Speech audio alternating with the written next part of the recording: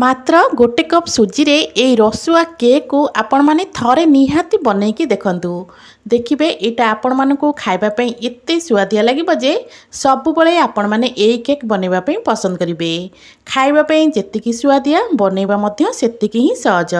देखिके जानि परथिबे केक टा केते स्पंजी बनिची। नमस्कार, मु रश्मि यूट्यूब रे आपण समस्तंकु स्वागत।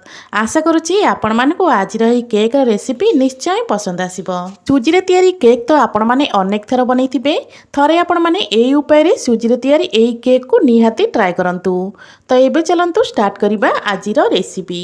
केक बनेबा पई प्रथमे हमकु दरकार सुजी। तो एठी देखि परथिबे गोटे छोटो ताटिया रे मु गोटे ताटिया सुजी ने जाईची। सबु जिंस को मापिया पई प्रथमे गोटे मेजरमेंट जगह सेट करनेबे। तो एठी मु गोटे छोटो ताटिया नेथिली, आपण माने चाहिले मेजरमेंट कप हो कि चा पिया कप मध्ये नै परिबे। तो ये सुजी सबको गोटे ग्राइंडर जार देदबा, ता सहित देदबा दुईटा गुजराती आ 2 चमच एठी मु देइथिली चीनी। चीनी आमे पछरे यूज करिबा, सेति पे एठी मु 2 चमच चीनी देइथिली।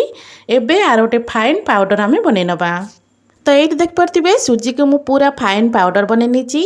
सुजी को पाउडर बनैले भी सेटा टिके खदखदड़िया रहिबो, पूरा पाउडर हबनी। तो सुजी को एमती पाउडर बनै सारला परे एबे सुजी को आमे गोटे बड़ बाउल को काढी नबा।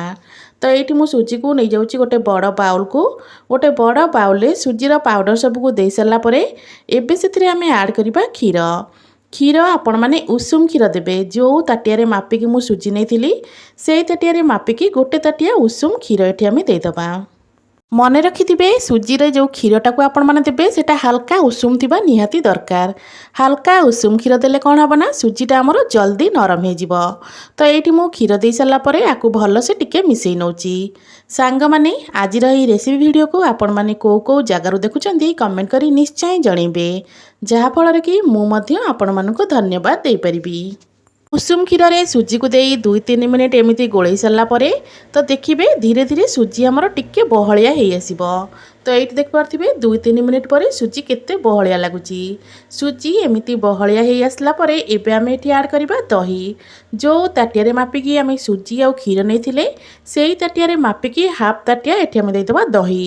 एटा खट्टा दही नथिला, पूरा फ्रेश दही थिला। दही दे सारा पर एबे सबु जिनस को आउ थरे आमे 2-3 मिनिट पर्यंत भलसे मिसई नबा।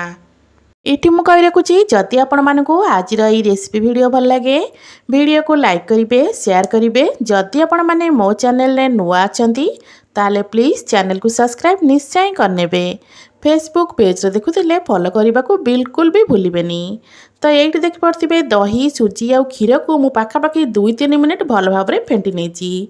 एबे से आम ऐड करवा अल्प टिके लुण, ता सहित सुखिला नड़िया गुंड 2 चमच एठी मु देई दोची आ हाफ चमच एठी आम देदेबा बेकिंग पाउडर।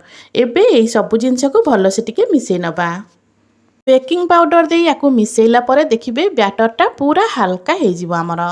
तो ये मु 1-2 मिनिट मिसई नेची। 1-2 मिनिट मिसई सारा पर बैटरटा केते हल्का हल्का लगुची। तो एबे आमे कोन करबा ना ए बैटर को रखि नबा साइड रे। बैटर एठी हमर रेडी हे गलानी। एबे आमे रखि दमा साइड रे। जो थिरे आमे केक बनेबा से प्लेट एठी मु नै जाईची। तो एठी केक बनेबा पई मु एठी एमती गोटे प्लेट नेची, आपण माने चाहिले केक टिन मध्ये नै परिबे। एबे प्लेट ऊपर अल्प टिके घियो दे दबा। घियो देई प्लेट रो चारि पट को घियो को भल भाव रे स्प्रेड करनबा। एठी मु घियो अल्प टिके देइथिली, आपण माने चाहिले तेल मध्ये नै परिबे। तेल हो कि घियो हो ताकू भल भाव रे चारि पट रे स्प्रेड करनेबे।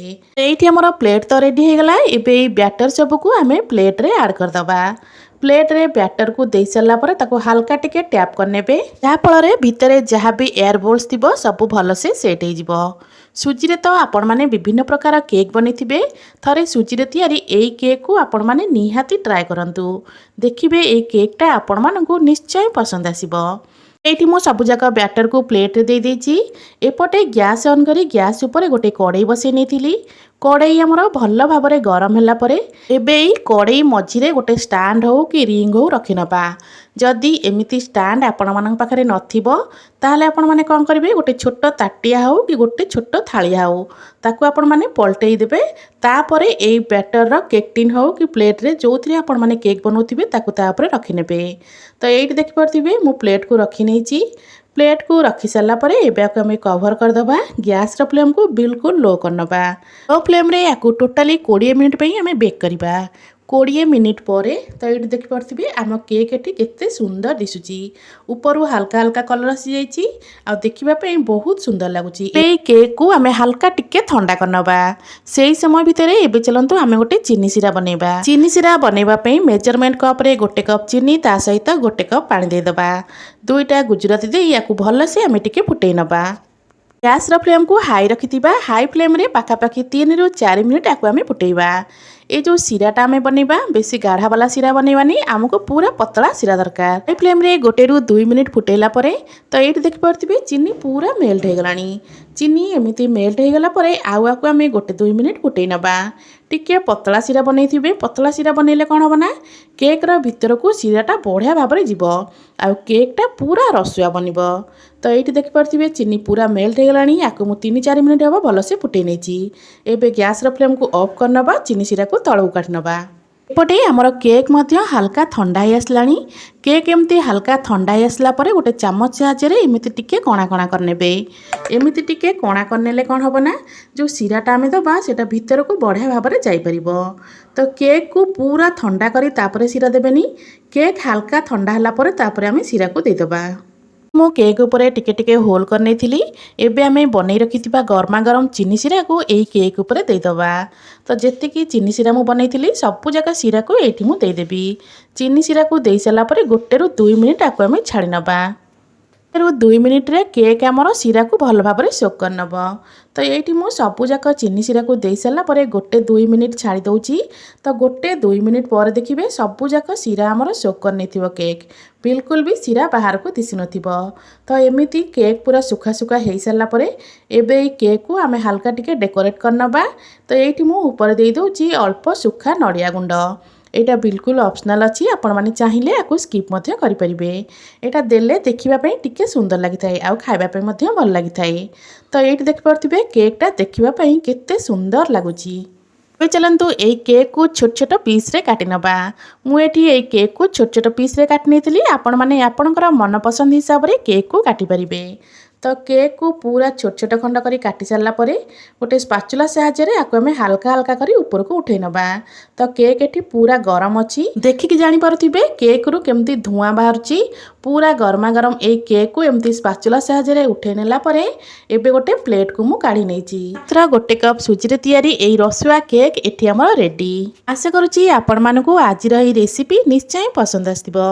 पुणी आसबि गोटे नुआ रेसिपी नहीं से पर्यंत रहूची। नमस्कार, जय जगन्नाथ।